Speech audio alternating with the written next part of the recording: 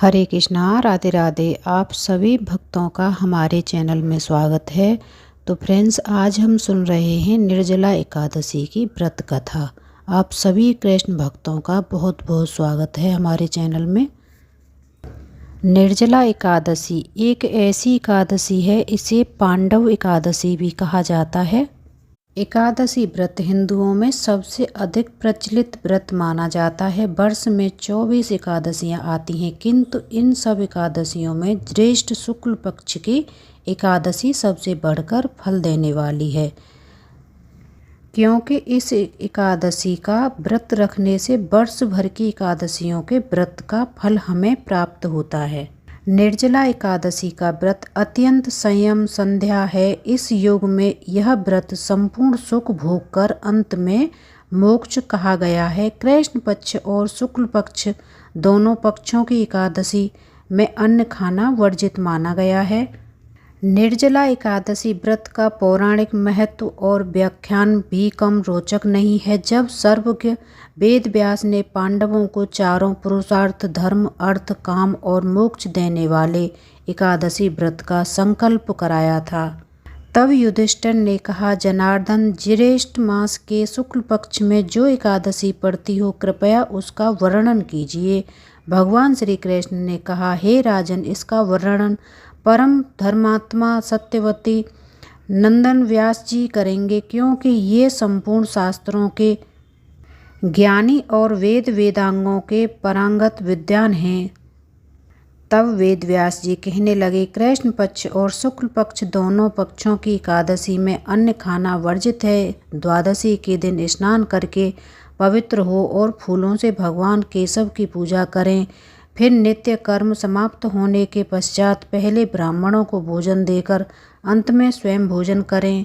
यह सुनकर भीमसेन बोले, परम बुद्धिमान पितामह, मेरी उत्तम बात सुनिए। राजा युधिष्ठिर, माता कुंती, द्रौपदी, अर्जुन, नकुल और सहदेव ये एकादशी को कभी भोजन नहीं करते तथा मुझसे भी हमेशा यही कहते हैं कि भीमसेन एकादशी को तुम भी न खाया करो, परंतु मैं उन लोगों से यही कहता हूँ कि मुझसे भूखा नहीं रहा जाता है और मुझसे भूख नहीं सहन होगी। भीमसेन की बात सुनकर व्यास जी ने कहा, यदि तुम नरक को दूषित समझते हो और तुम्हें सर्वलोक की प्राप्ति अभीष्ट है और तो दोनों पक्षों की एकादशियों के दिन भोजन नहीं करना चाहिए। भीमसेन बोले, महाबुद्धिमान पितामह, मैं आपके सामने सच कहता हूँ, मुझसे एक बार भोजन करके भी व्रत नहीं किया जा सकता, तो फिर मैं उपवास कैसे करके हूँ। मेरे उदर में अग्नि सदा प्रज्वलित रहती है, अतः जब मैं बहुत अधिक खाता हूँ तभी यह शांत होती है। इसलिए महामुनि, मैं पूरे वर्ष भर में केवल एक ही उपवास कर सकता हूँ, जिससे स्वर्ग की प्राप्ति सुलभ, जिसके करने से मैं कल्याण का भागी हो सकूं। ऐसा कोई एक व्रत निश्चय करके बताइए, मैं उसका यथोचित रूप से पालन कर सकूं।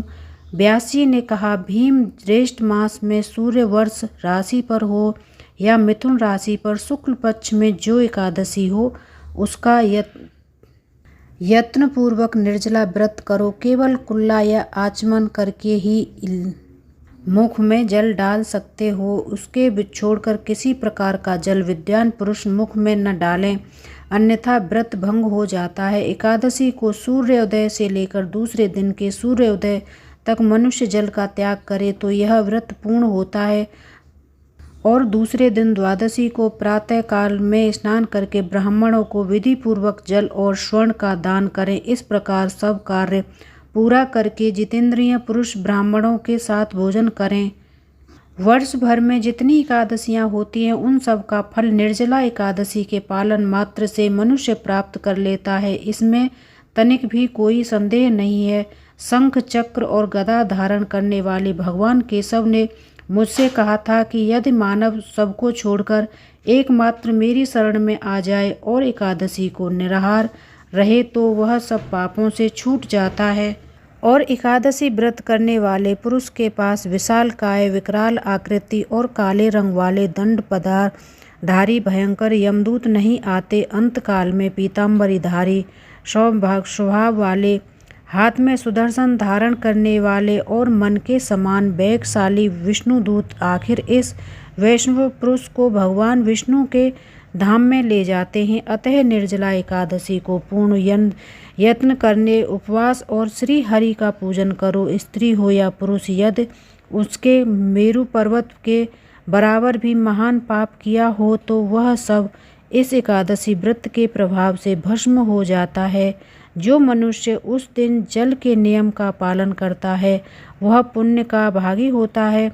उसे एक प्रहार के कोटि समृद्धा दान करने का फल प्राप्त होता है। सुना गया है कि मनुष्य निर्जल एकादशी के दिन स्नान, दान, जप, होम आदि से कुछ भी करता है वह सब अच्छे होता है। यह भगवान श्री कृष्ण का कथन है। निर्जला एकादशी को विधि पूर्वक उत्तम रीति से उपवास करने वाले मानव वैश्व पद को प्राप्त कर लेता है। जो मनुष्य एकादशी के दिन अन्न खाता है वह पाप का भोजन करता है। इस लोक में वह चंडाल के समान और मरने पर दुर्गति को प्राप्त होता है। जो ज्येष्ठ के शुक्ल पक्ष में एकादशी को उपवास करने दान करके वे परम पद को प्राप्त होंगे। जिन्होंने एकादशी को उपवास किया है वे ब्रह्म हत्यारे, शराबी, चोर तथा गुरुद्रोही होने पर भी सब पातकों से मुक्त हो जाते हैं।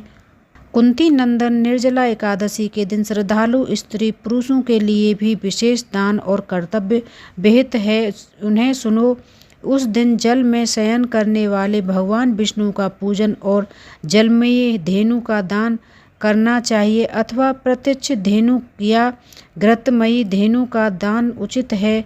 पर्याप्त दक्षिण और भांति भांति के मिष्टानों द्वारा यत्न पूर्वक ब्राह्मणों को संतुष्ट करना चाहिए। ऐसा करने से ब्राह्मण अवश्य संतुष्ट होते हैं और उनके संतुष्ट होने पर श्री हरि मोक्ष प्रदान करते हैं। जिन्होंने सम, दम और दान में प्रवृत्त हो श्री हरि की पूजा और रात्रि में जागरण करते हुए इस निर्जला एकादशी का व्रत किया है, उन्होंने अपने साथ ही बीते हुए 100 पीढ़ियों को और आने वाली 100 पीढ़ियों को भगवान वासुदेव के परम धाम में पहुंचा दिया है।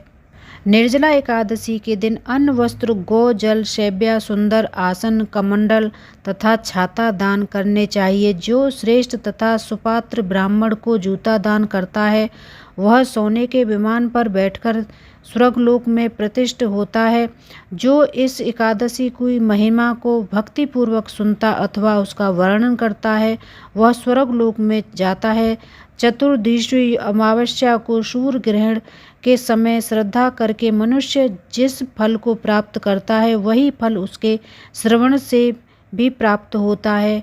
पहले दंत धावन करके यह नियम लेना चाहिए कि मैं भगवान केशव को प्रसन्न के लिए एकादशी को निराहार रहकर आचमन के सिवा दूसरे जल का भी त्याग करूँगा। द्वादशी को देवेश्वर भगवान विष्णु का पूजन करना चाहिए। गंध, धूप, पुष्प और सुंदर वस्त्रों से विधि पूर्वक पूजन करके जल के घड़े में ये दान का संकल्प करते हुए निम्नलिखित मंत्रों का उच्चारण करें। संसार सागर से तारने वाले हे देव हरिकेश, इस जल के घड़े का दान करने से आप मुझे परम गति की प्राप्ति कराएं।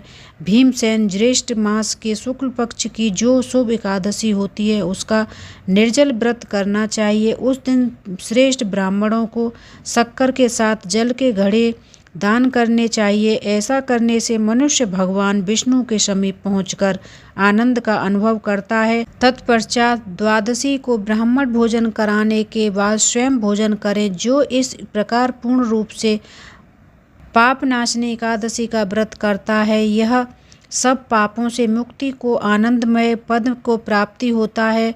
यह सुनकर भीमसेन ने भी इस शुभ एकादशी का व्रत आरंभ कर दिया। सबसे लोक में पांडव द्वादशी के नाम से विख्यात हुई। ज्येष्ठ शुक्ल पक्ष एकादशी के ही दिन भगवान श्री कृष्ण ने देवी रुक्मणी का हरण किया था। अतः यह एकादशी रुक्मणी हरण एकादशी के नाम से भी जानी जाती है और भीमसेन एकादशी के भी नाम से जानी जाती है। जय श्री हरि विष्णु।